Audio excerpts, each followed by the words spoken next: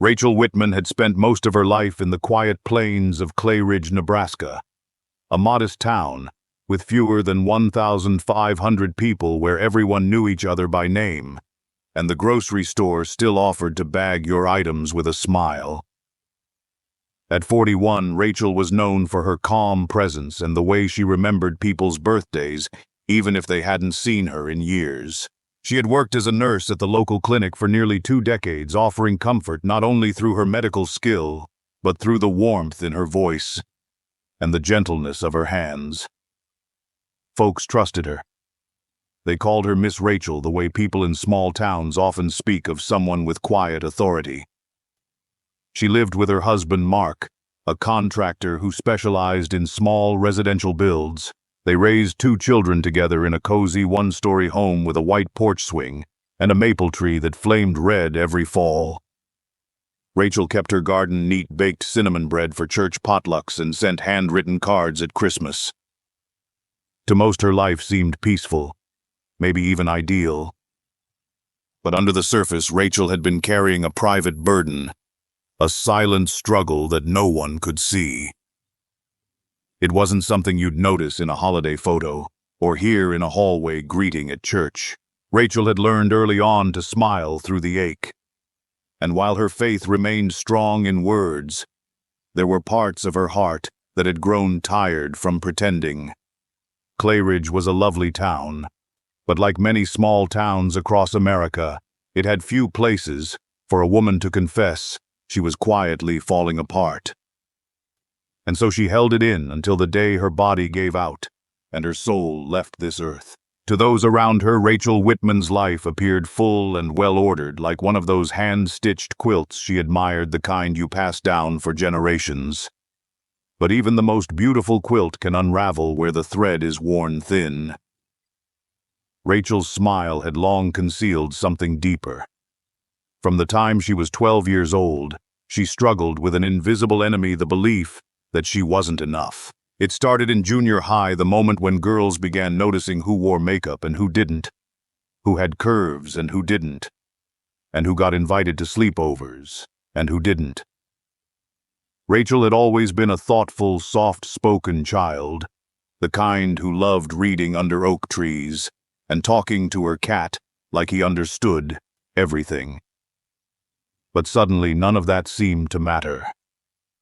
The world around her began to whisper that being enough meant being thinner, prettier, more popular.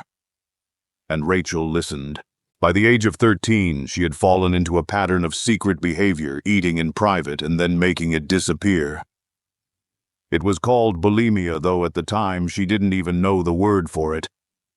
All she knew was that when the world felt overwhelming, controlling food gave her a false sense of control. That battle followed her into high school, into college, and even into marriage. No one ever suspected. Not her parents. Not her friends. Not even Mark, the young man who had loved her since they met at a youth group event their junior year. Rachel became a nurse not just because she was smart and capable, but because she wanted to help others feel whole. She gave what she could to her patients: kindness, attention, dignity, while silently starving her own body and soul. She told herself it was under control, but when she took her first nursing job after graduation, the temptation to go further took root. The clinic she worked for was managed by 2 doctors who at the time had started prescribing a popular weight loss drug, phentermine. Back then, the press hadn't yet exposed the dangers of the fen craze. The pills were handed out like candy to women desperate to drop pounds. Rachel didn't touch them at first, but after one patient, a woman her age, dropped 20 pounds in a month and came back glowing with compliments. Rachel began to wonder if that little pill might fix what years of bulimia hadn't. She took her first dose quietly, almost sheepishly, as if she was cheating at a game only she was playing. But the result was immediate: no appetite, boundless energy, sharp focus. For someone exhausted from decades of hiding, it felt like a miracle. Soon, 1 pill became 2. Then it was every day. Then it was 9 years. By her late 30s, Rachel had become a master of disguise. She still baked for church events and led the women's Bible study. She still laughed with her children at the dinner table and remembered every parent-teacher conference. But her body was paying the price. She wasn't sleeping. Her heart raced through the night like it was running from something. Her skin lost its glow. She had to jump up and down just to catch her breath when lying down became impossible, and still she told herself she was fine. Mark noticed the changes, the weight loss, the anxious energy, the nights she paced through the house rearranging furniture at 200 a.m. But every time he asked, she brushed it off, just tired, just stressed. She wouldn't tell him the truth. Not about the pills, not about the bulimia, not about the shame that wrapped around her like barbed wire. What Rachel didn't understand was that these behaviors weren't just symptoms. They were signals. Her body was screaming for help, and her soul was nearing its breaking point. Yet she kept pushing. Because that's what strong women do, isn't it? They push through. They show up. They stay silent. But silence has a cost. And in the fall of that year, it all began to crumble.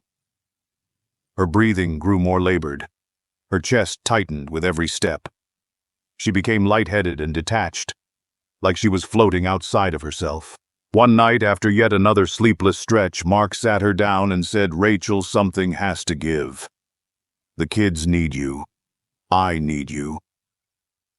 That was the moment she should have asked for help. Should have said, "I'm not okay." But instead, Rachel did what she had always done. She smiled through the ache and told him she just needed rest. That night, Rachel told Mark what she thought he wanted to hear.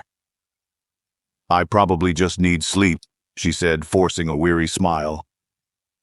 She could see the exhaustion in his eyes, too, the kind of tired that comes not just from work, but from worry.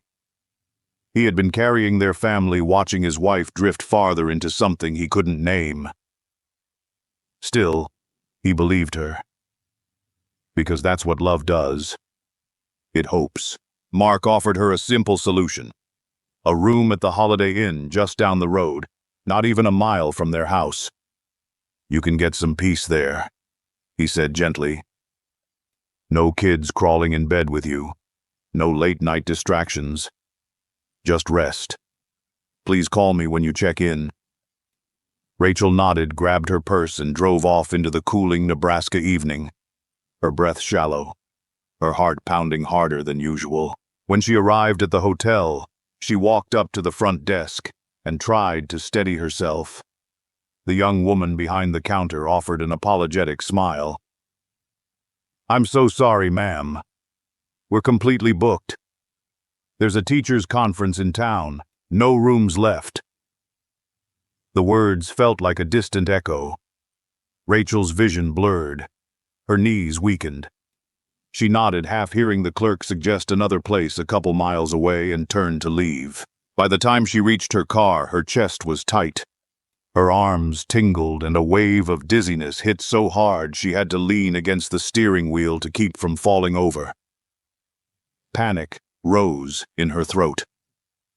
"God," she whispered, trembling. "Please, just help me get there. Please."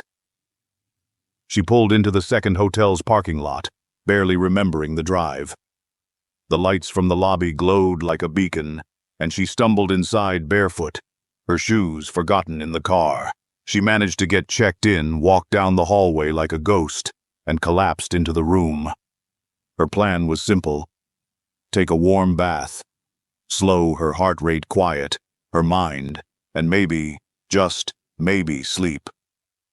But as she turned the faucet and watched the water fill the tub, a dreadful certainty came over her. If she got in, she wouldn't come out.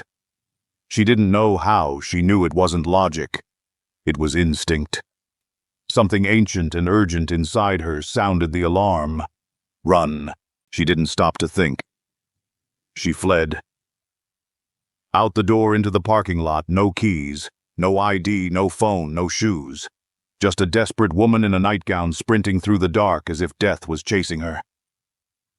And in a way it was. She darted across the last lane of the lot just as a car came barreling around the bend. Its headlights caught her mid-step, and the driver slammed the brakes, tires screeching.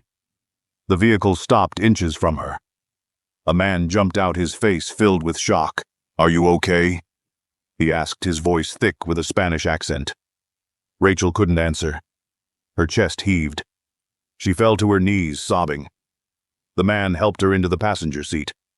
She barely registered the interior of the car until her hand brushed against something hard. A book on the seat. She looked down.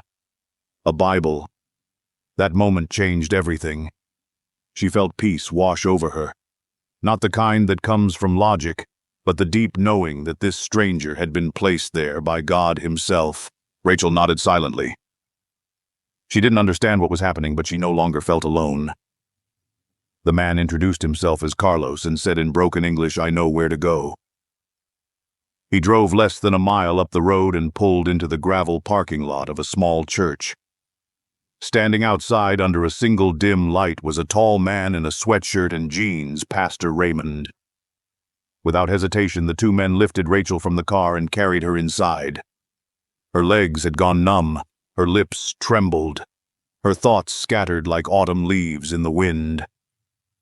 Inside the pastor's office, Raymond looked her straight in the eyes. "Who are you? Are you okay?" Rachel tried to speak but couldn't remember her name. She looked at him, terrified. He leaned forward, fists on the desk, and with the urgency of a man speaking to someone on the edge of eternity asked, "Do you believe in God?" And with her final breath she whispered, "I believe in God." In that instant the room disappeared. So did her body. She was no longer in Nebraska. She was no longer on Earth. Rachel didn't feel herself fall. There was no pain, no gasp, no terror. Just stillness. The very moment the words left her mouth, "I believe in God," something within her broke free. Not in a violent way, but like a ribbon being untied after a lifetime of knots. In the blink of an eye, she was no longer in her body. She was hovering above it, as if suspended in quiet air. She looked down and saw herself slumped in the pastor's chair, her lips pale, her chest still. Pastor Raymond was calling for help. Carlos was pacing with his hands on his head, but none of it felt frightening. It was surreal, like watching a scene from a movie, one you recognize but don't quite belong to anymore. What surprised Rachel most was how calm she felt. For the first time in decades, she could breathe, not just inhale air, but breathe in the deepest sense. Her soul expanded beyond anything her physical body had ever allowed. There was no more tightness in her chest, no more exhaustion, no ache of shame or hunger. Only peace. The church below her began to fade. Light filled her vision, not harsh or blinding, but warm and familiar, like the sun on your face after a long winter. And then, as if caught in a current, she couldn't resist, Rachel began to move.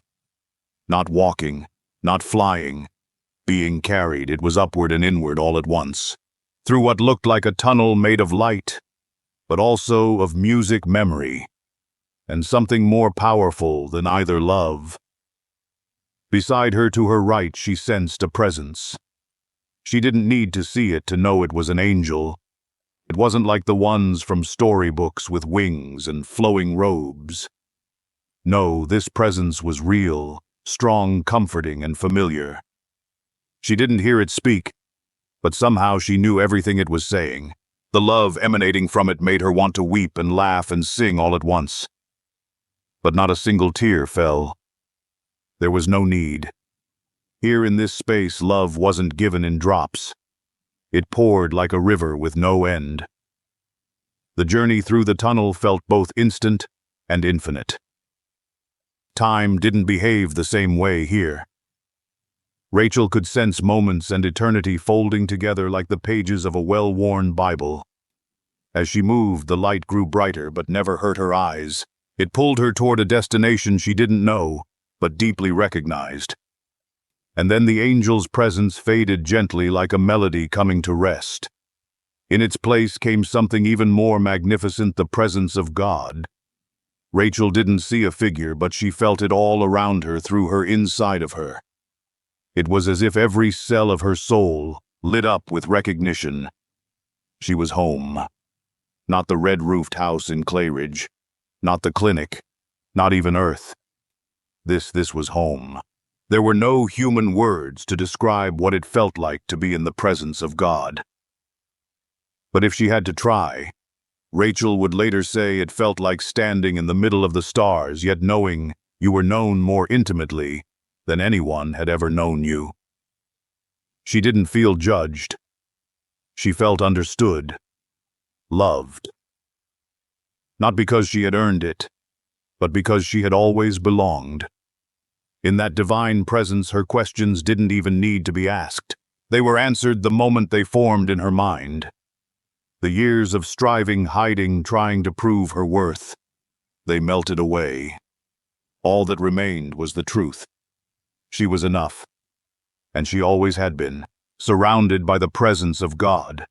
Rachel felt like she had stepped into something vast and sacred beyond anything her earthly mind could have imagined. There was no throne, no thunder, no booming voice. And yet she knew with perfect certainty God was here. She couldn't see him with eyes, but she didn't need to. She knew him. Not as a theory or a distant figure from Sunday sermons, but as the very one who had known her before she took her first breath. The love was overwhelming. It didn't just embrace her, it filled her. Rachel had spent so many years believing she had to earn love through good deeds, through being small enough, quiet enough, useful enough. But here, in this holy presence, there was no striving. There was no need to explain or apologize. God knew every corner of her soul and loved her all the same. Then something shifted. She felt a gentle nudge, and in front of her appeared a kind of screen, not made of glass or metal, but of light and memory. Images began to move across it, and Rachel realized she was watching the story of her life unfold. It wasn't just memories. It was a life review. And it began at the very start. A newborn girl swaddled in a pink blanket, cradled in her mother's arms under the fluorescent lights of a small-town hospital. There was no rush. Every scene slowed to the pace of reflection. Her first steps, her first day of kindergarten, winning a spelling bee in 3rd grade, the time she stayed after school to help a classmate who struggled with reading. As each moment passed, she felt not just her own emotions, but the emotions of others. How her actions, large or small, had touched people, and how deeply God cherished those moments. What surprised Rachel most was the tone of the review. It wasn't judgmental. It wasn't condemning. She had grown up believing that heaven would be like a courtroom, with every mistake displayed on some heavenly ledger. But that wasn't what happened.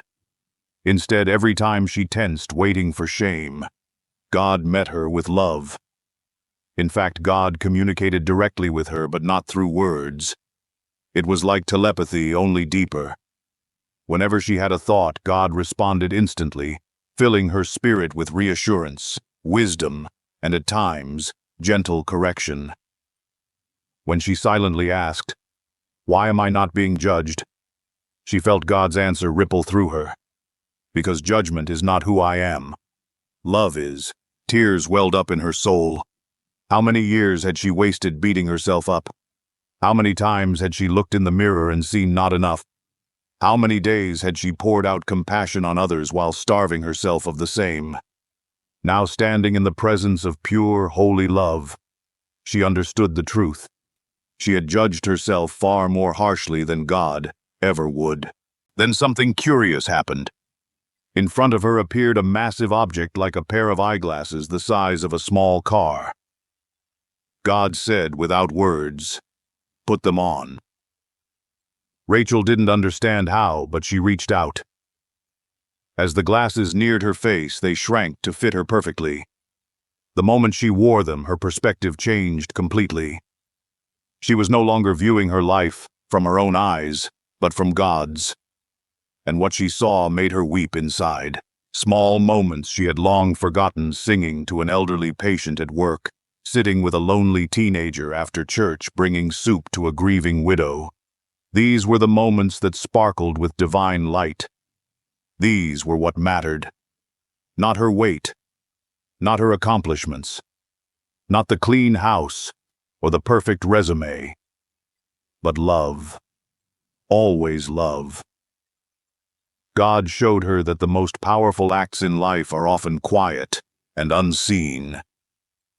She felt God's delight, not in her performance, but in her heart. And for the first time in her life, Rachel felt what she had never dared to believe was true. She was beautiful. She was enough.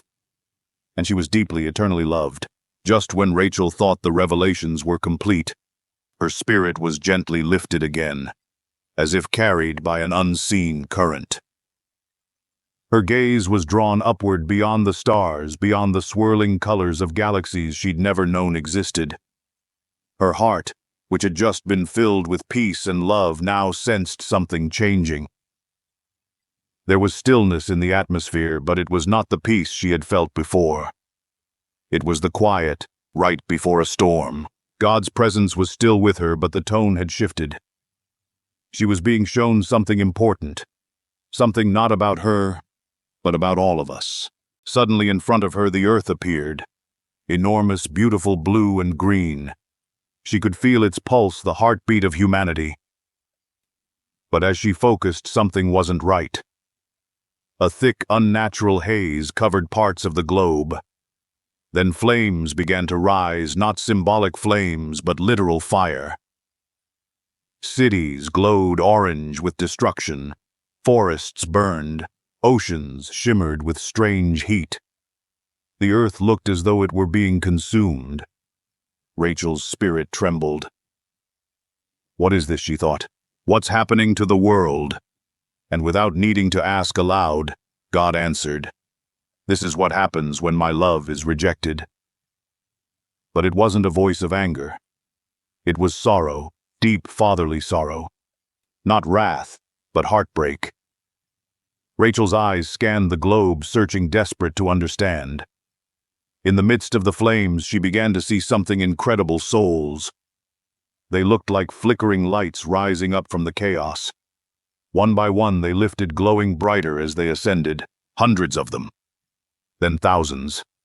Some burst upward like fireworks, while others rose slowly, almost hesitantly, as if awakening from sleep. They passed by Rachel on their way upward, and every time one did, she felt a wave of peace wash over her. These souls were not afraid. They were being carried by something pure and invisible: love. They were untouched by the fire below, unscathed, free. She wept at the beauty of it all. They made it, she thought. They're going home. But then, as more and more souls lifted, she felt another emotion enter the space. An emotion that didn't come from her, but from God. Sadness. It poured in like a tide. It wasn't disappointment.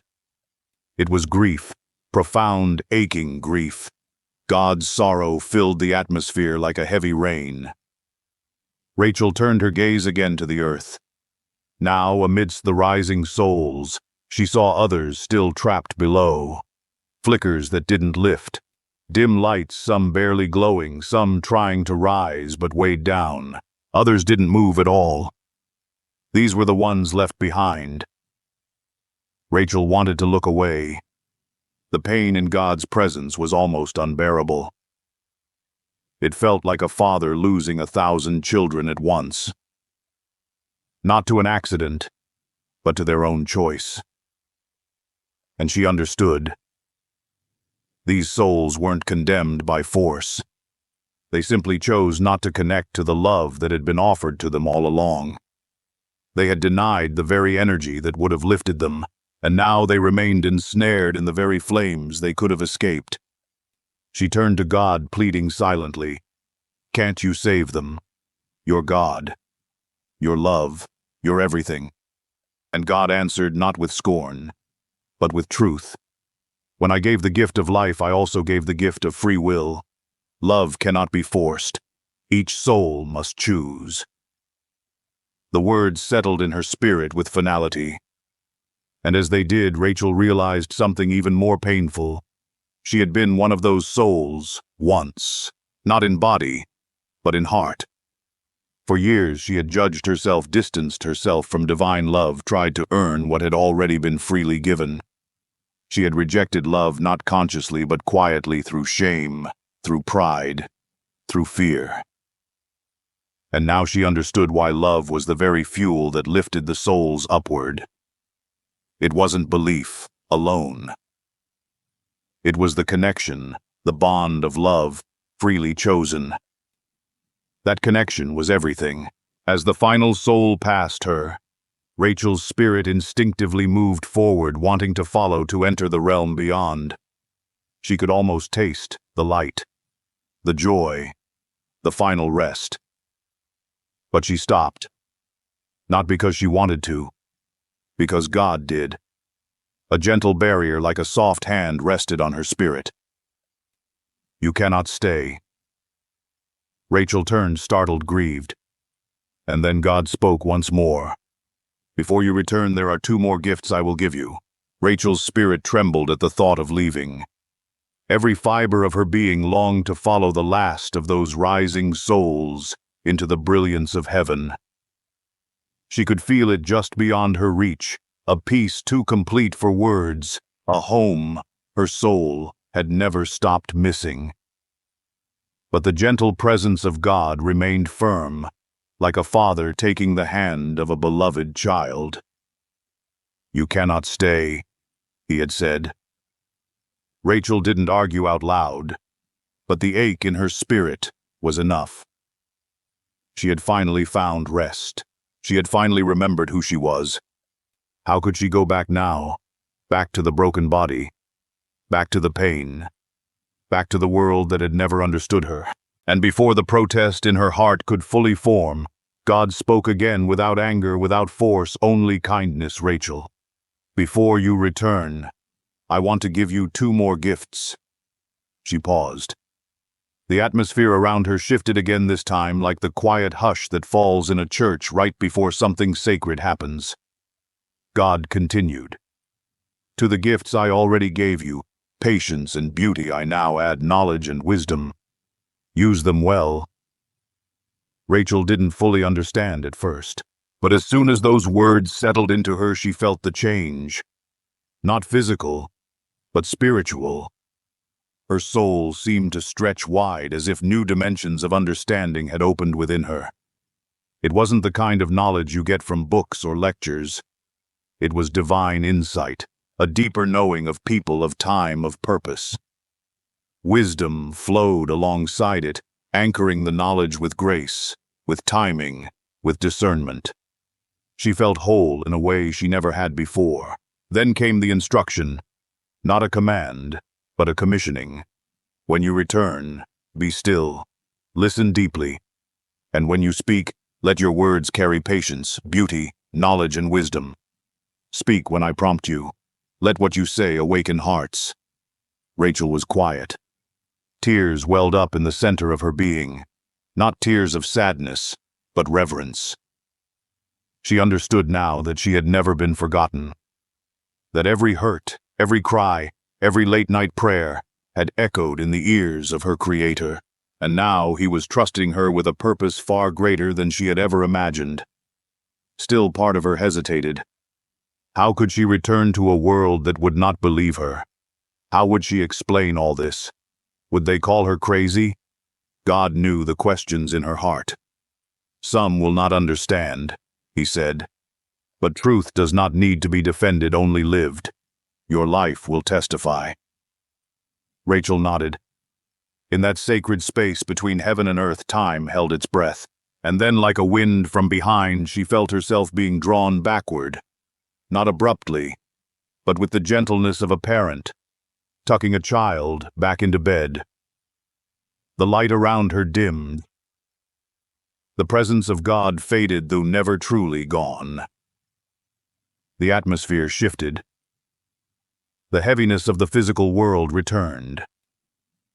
And with it the task ahead. Rachel felt it before she saw it. The slow tug back through the veil, like being drawn down through thick water. The brilliance of heaven dimmed around her as the familiar weight of gravity and flesh returned. She was descending not just in location but in form.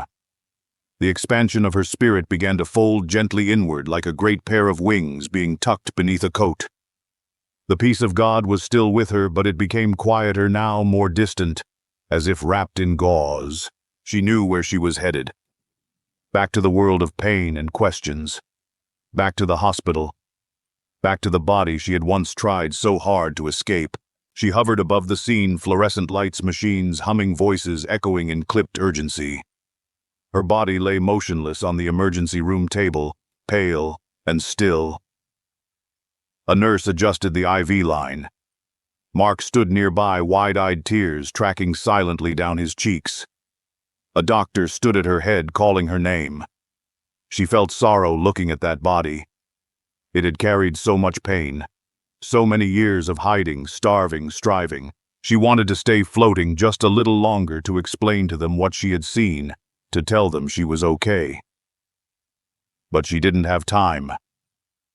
With no warning, she was pulled back in. It was like being snapped into place. Her eyes flew open.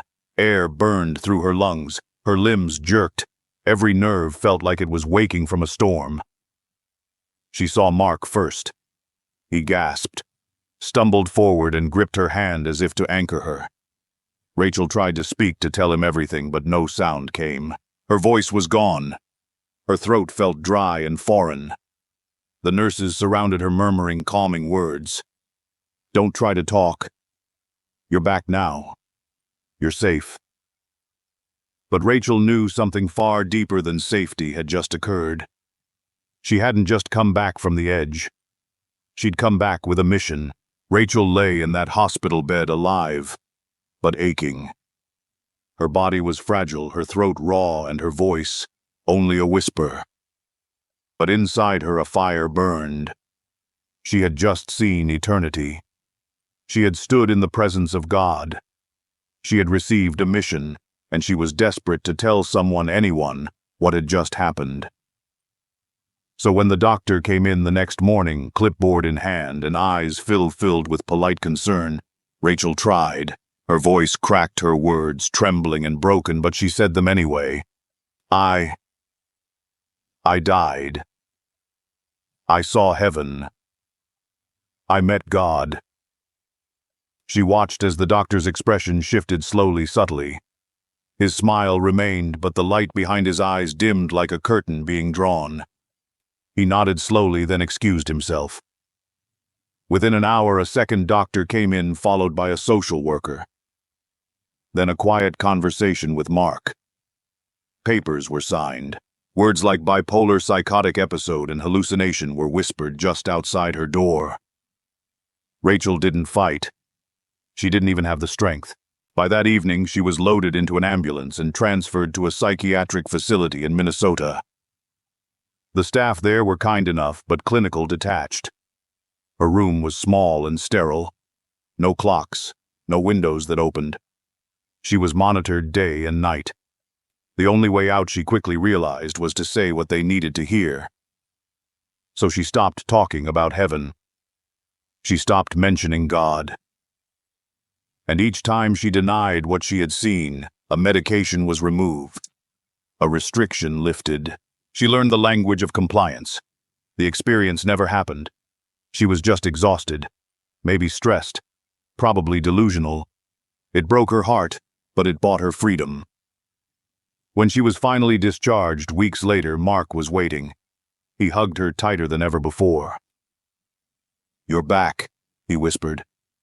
She nodded, but she knew something he didn't. She had never truly left.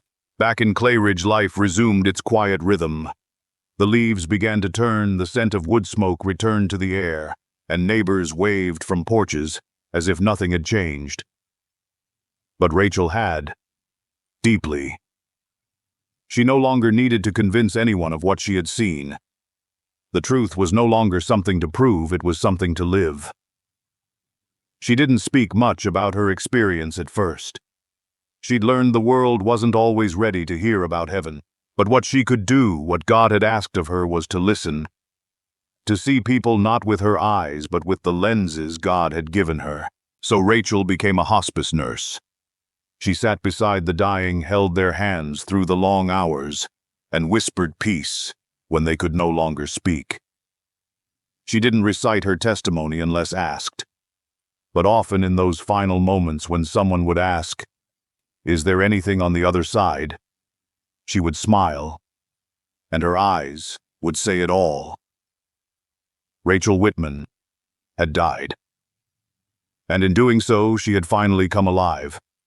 Her story was not about death, it was about remembering who we are, that we are loved, that we are enough, and that heaven is never as far away as we think.